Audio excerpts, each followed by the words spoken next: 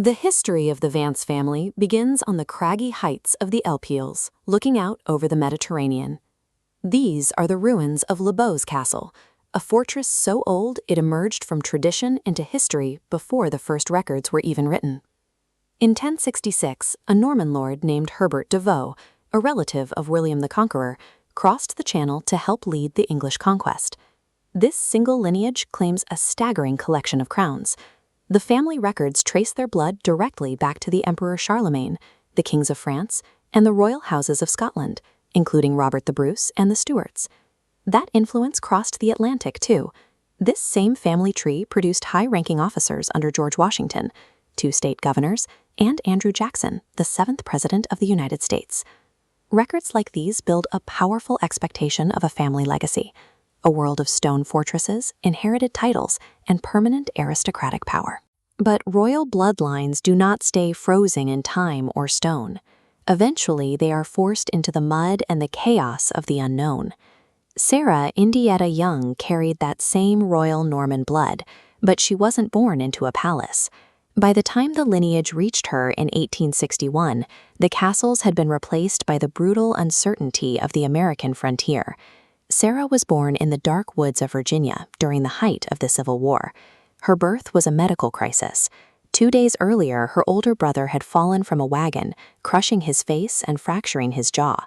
Her mother went into labor in the middle of a black night, surrounded by forest and the echoes of distant guns. To find the true weight of this history, we have to look away from the grand archives of Europe and toward the survival of the people who kept the line from ending in the dirt.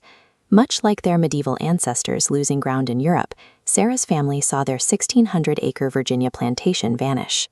Because they were Mormons, religious prejudice stripped the land of its value. They realized only a few $100s from their entire estate. They fled west as destitute pioneers, traveling by train and wagon toward the Salt Lake Valley, seeking refuge in a place where their faith wouldn't make them targets. Sarah later described the physical terror of that journey, navigating covered wagons along the sheer precipices of the Continental Divide, where one bad jolt or a failing brake could send an entire family over the edge. Even a simple meal carried a lethal risk. While gathering wild onions for soup, Sarah narrowly avoided the poisonous variety that killed one of their best horses on the mountain slope the very next morning. Simply moving this bloodline across the continent required surviving a daily, multi-year gauntlet where the environment was constantly looking for a way to kill them. In the Arizona desert, the castles were built of mud and branches. Sarah lived in a tent that was shredded by a tornado, and later in an adobe room with a dirt floor where scorpions and centipedes were an everyday occurrence. One morning, she found a 6-foot rattlesnake coiled around her drinking water jar. Sarah didn't call for help. She walked to the stove, grabbed a kettle of boiling water, and poured it over the snake before finishing it with a hoe. The medical emergencies were even more desperate. When her daughter Estella was pulled unconscious from a deep irrigation ditch, Sarah spent hours blowing her own breath into the girl's lungs until she finally revived. These moments of life and death necessity drove Sarah to leave the ranch and travel back to Salt Lake City.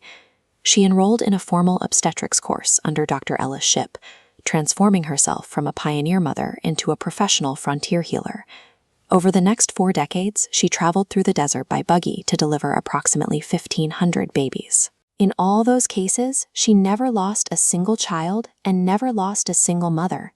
True frontier aristocracy was forged in this kind of grit, the sheer, unyielding effort required to keep a family and a community alive in the middle of a desert. By the 1930s, Sarah and her husband John had built a tangible empire of their own. They didn't inherit a principality. They established massive farmlands, community auditoriums, and a commercial bakery operation that became one of the largest in the state. Contrast that growth with the aristocratic line back in Scotland. In 1928, the 17th Lord of Bambarroch died without heirs, ending a centuries-old direct occupation of the family castle. Sarah's biological legacy was the opposite. She left behind 12 children and 45 grandchildren, a massive, thriving network of descendants that continued the bloodline the Scottish lords couldn't. Uncovering the resilience and the unimaginable grit of these ordinary people reveals the true weight of a 1,000-year-old family history. The power of a bloodline isn't found in a king's crown, but in the survival of the pioneers who carried it to the next generation.